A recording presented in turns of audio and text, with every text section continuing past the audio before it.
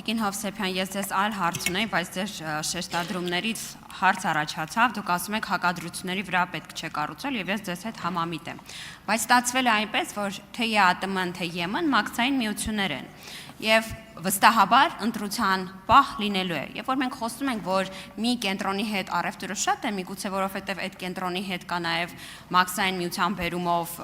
հարմար ավելի նպատակահարմար միջավայր տնտեսվարողի համար։ Եվ այստեղ որպես Եվրոպական ինտեգրման հանձնաժողովի նախկինում հավակնող տեխնացու, հիմա հավանաբար այդ հանձնաժողովի անդամ, ինչ եք կարծում,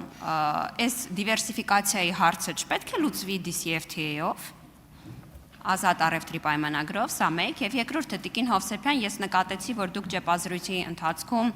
ասում եք, որ հույս ունեք, որ ԿՊ-ն ձեզ չի ընտրի, ես նկատեցի, որ նաև վերևի շարքում նստած ձեր պատգամավորներից մեկը նույնիսկ ձեզ շնորհավորեց այդ առիթով, որ ձեզ ԿՊ-ն չի ընտրել, դուք գոհ եք կադրերից երևում է, այդ ինչ վատ տեղ է, որ դուք չեք ուզել նախագահել, իսկ օրինակ Հարություն Հարությունյանին ըստ էության փուրն եք տալիս։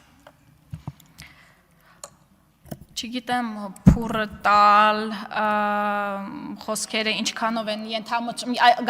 ինչքանով է ենթամշակույթի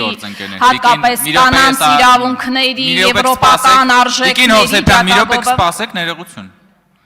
Տիկին Ղազարյան ինձ կլսեք Տիկին Ղազարյան ես ձեզ հորդորում եմ նման արտահայտություն այլևս չանել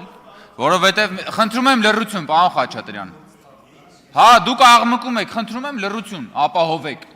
Տիկին Ղազարյան, ես առաջարկում եմ, պարոն Վարդևանյան, կթողեք ես վարեմ նիստը։